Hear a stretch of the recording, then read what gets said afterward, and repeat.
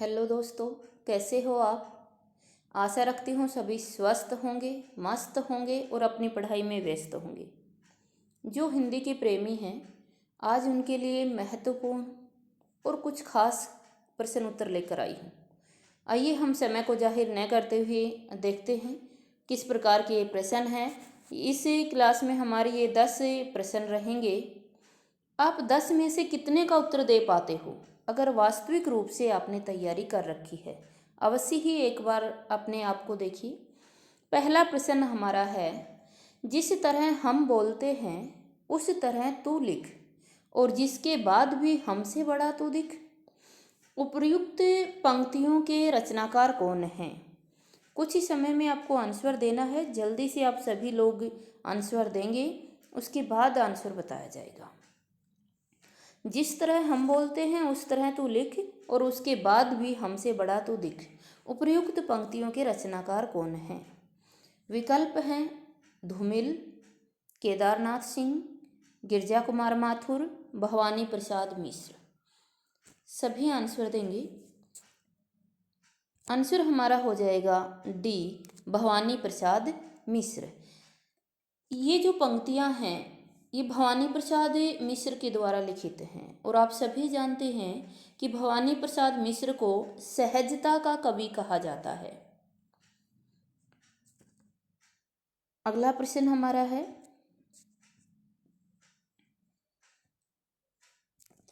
प्रयोगवाद हिंदी में बैठे ठाले का धंधा बनकर आया। प्रयोगकर्ताओं के पास न तो काव्य संबंधी कोई कौशल था और न किसी प्रकार की कथनीय वस्तु थी। यह कथन इनमें से किसका है? विकल्प है डॉक्टर नंद दुलारे वाजपेयी, डॉक्टर नगेंद्र, डॉक्टर रामविलास शर्मा, और चौथा विकल्प है डॉक्टर जगदीश गुप्त। सभी आंसर देते चलेंगे। आंसर हो जाएगा दोस्तों हमारा ए, नंद दुलारे वाजपेयी। आंसर हो जाएगा हमारा क्या? ए, डॉक्टर नंद दुलारे वाजपेयी। आप सभी जानते हैं कि डॉक्टर नंद दुलारे वाजपेयी ने ये कथन कहे थे किसके बाद? प्रयोगवाद के बारे में। लेकिन आप ये भी जानते हैं कि प्रयोगवाद शब्द का सर्वप्रथम प्रयोग करने वाले भी कौन थे? डॉक्टर नंद दुलारे वाजपेयी ही थे। अगला प्रश्न हमारा रहेगा, शुद्ध कला के पारखी कहते हैं उस पार की। शुद्ध कला के पारखी कहते हैं उस पार की, पंक्ति के रचयिता कौन है? विकल्प हैं रामधारी सिंह दिनकर, नागार्जुन, रामविलास शर्मा या मुक्तिबोध। अतिशीघ्र आप लोग आंसर दीजिए, फिर हम आगे बढ़ते हैं। कम समय में ज़्यादा प्रश्न उत्तर करने की कोशिश करेंगे, लेकिन ये तब हो पाएगा जब आप साथ साथ आंसर देते हुए चलते हैं। आंसर हो जाएगा दोस्तों हमारा सी, रामविलास शर्मा। शुद्ध कला के पारखी कहते हैं उस पार की, इन पंक्तियों के रचयिता रामविलास शर्मा हैं। ये जो पंक्तियां हैं ये उनकी कविता, रामविलास शर्मा की कविता थी सत्यम शिवम सुंदरम, उनसे ली गई हैं, जो पहले तार सप्तक में संकलित थी। अगला क्वेश्चन हमारा है, निम्नलिखित में रचना और रचनाकारों के असंगत युग्म का चयन कीजिए। मैं इसके विकल्प नहीं बोल रही हूँ, आप सभी देखकर आंसर निर्धारित करेंगे।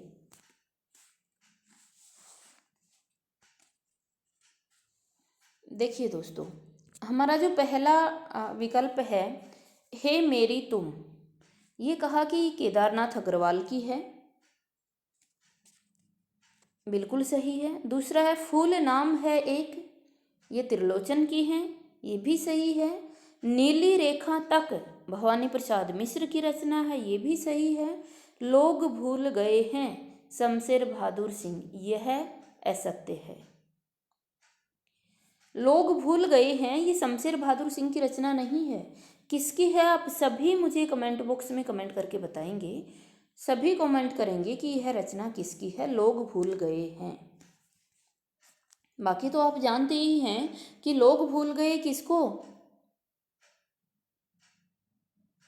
विख्यात साहित्यकार रघुवीर सहाय को। इनकी रचनाओं को जब हम एक ट्रिक से याद करते हैं तो भी आता है लोग भूल गए हैं रघुवीर सहाय को।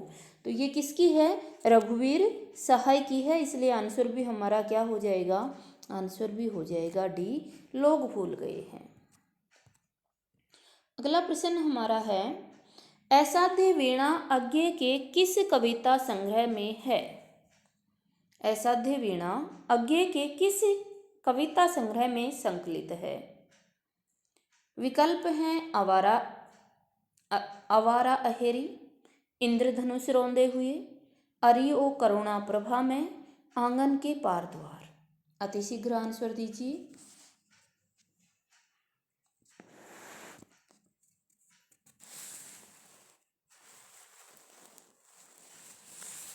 आंसर हो जाएगा दोस्तों हमारा क्या, डी, आंगन के पार द्वार। किसमें संकलित है ये कविता, ये है आंगन के पार द्वार।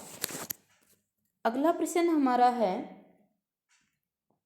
सृजना के क्षण किसकी कविता है। सृजना के क्षण किसकी कविता है।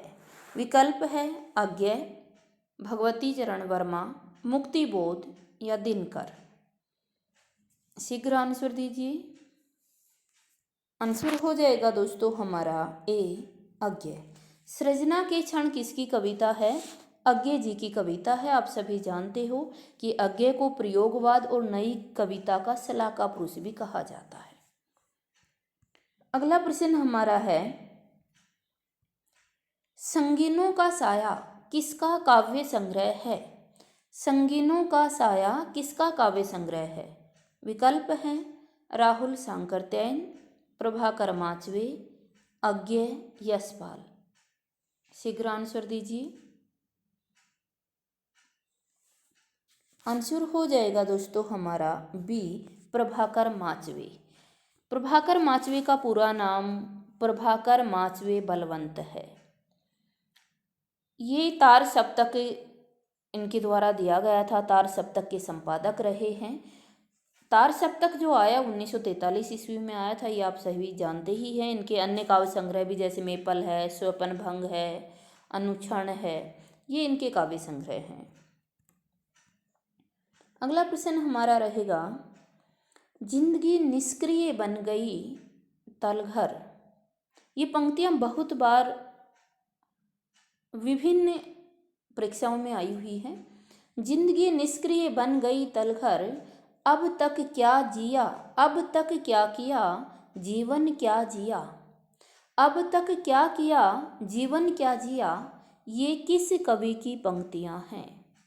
विकल्प हैं मुक्तिबोध, धूमिल, रघुवीर सहाय या नागार्जुन। जल्दी से सभी बताएंगे इन पंक्तियों का संबंध किन से है, कौन से कवि से इन पंक्तियों का संबंध है। महत्वपूर्ण पंक्तियां हैं, आप सभी को आंसर देना है, सभी बताएंगे। आंसर हो जाएगा दोस्तों हमारा क्या, ए, मुक्तिबोध की। किसकी पंक्तियां हैं ये, मुक्तिबोध की पंक्तियां हैं। और मुक्तिबोध का जो काव्य संग्रह है अंधेरे में, वहाँ से ये ली गई है। अंधेरे में के बारे में आप सभी जानते ही हैं कि अंधेरे में कविता का प्रथम प्रकाशन कल्पना पत्रिका में 1964 ईस्वी में हुआ था। किस नाम से हुआ था, आशंका के दीप अंधेरे में। और वहीं से ये कविताएं ली गई हैं, ये पंक्तियां ली गई हैं। अगला प्रश्न हमारा रहेगा, अज्ञे की काव्य रचना के संबंध में कौन सा कथन सही नहीं है। ये अति महत्वपूर्ण प्रश्न है, आप सभी को आंसर भी देना है।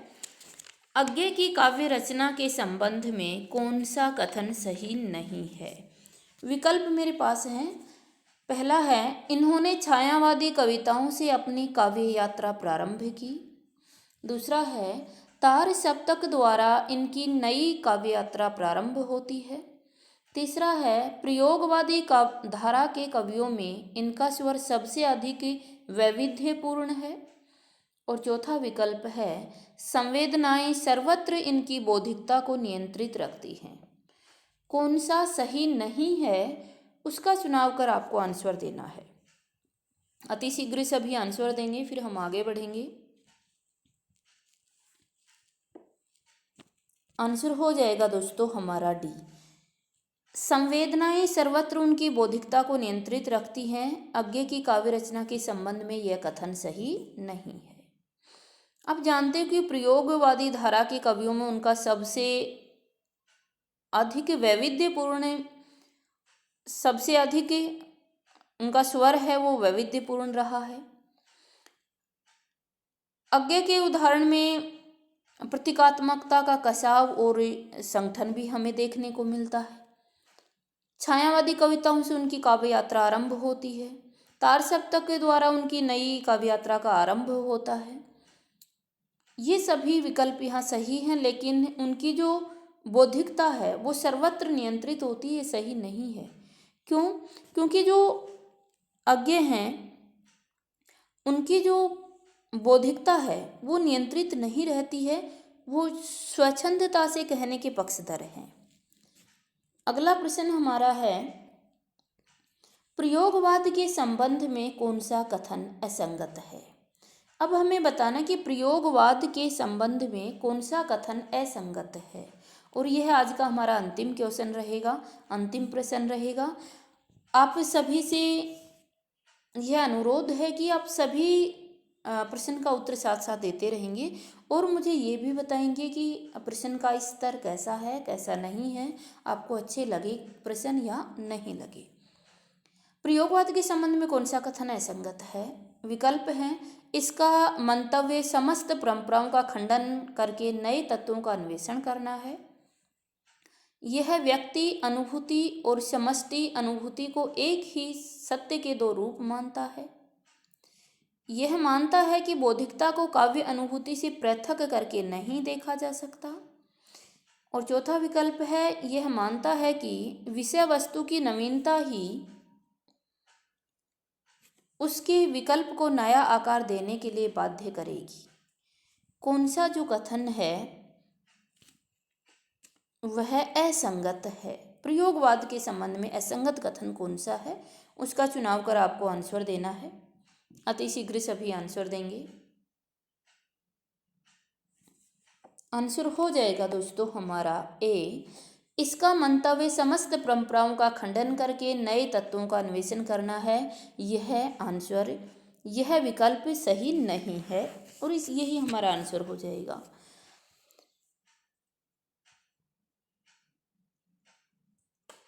देखो, जो प्रगतिवादी काव्य की प्रतिक्रिया स्वरूप में ये कहूँ कि कवियों ने एक नई प्रकार की कविता को जन्म दिया जिसमें नए नए कलात्मक प्रयोग किए गए। इसी कारण इस काव्य को प्रयोगवादी भी कहा गया था। लेकिन इन्होंने समस्त परंपराओं का खंडन करके, ऐसा नहीं इन्होंने नए नए प्रयोग तो किए, लेकिन जो समस्त परंपराएं थी उनका खंडन नहीं किया।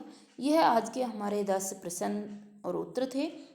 अवश्य ही बताइए प्रश्न आपको कैसे लगे, ताकि लगातार कोशिश करूंगी कि 10 क्वेश्चन रोजाना आपके समक्ष रखे जाएं और ये परीक्षा उपयोगी क्वेश्चन होंगे। धन्यवाद।